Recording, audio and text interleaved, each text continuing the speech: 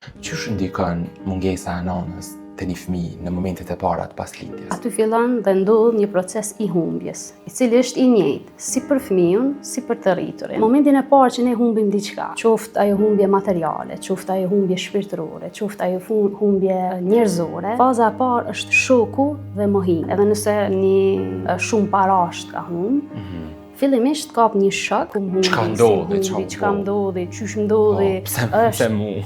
Brenda teje zhvillohet një lloj ankthi, një lloj shoku emocional, psikologjik dhe fillon me e mohu ato çka të ka ndodhur se nuk të besohet. Pas kësaj fillon faza e zemrimit, fillon e zemrohesh me veten, se ndodhi, çysh lejove me ndodh, a ke mujt me bë diçka në këtë rast, fillon me fajsu veten, nëse humbja ka qenë njerëzore, kemi pa shpesh raste që nëse ke qenë i përfshirë në këtë proces, ke mujt nashta me ndalu, ti fillon me i bë nëse te kisha bë, mos te kisha bë, te kisha ndalu, ti kisha thënë ashtu, ti kisha thënë kështu, fillon me i bë 100.000 pyetje, bojnë ty mos me besu, mos me dasht me pranu realitetin e ri në të cilin ndodhesh.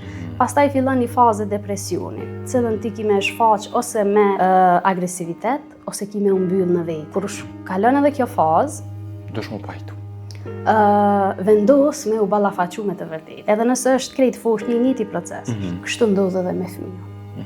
Qan dhe për një moment ndalet. E kupton që nuk i përgjigjet kërkosh të qarave të tij. Edhe ti e pranon realitetin e ri që jeta jote në këtë moment është pa atë që ti ke humbur.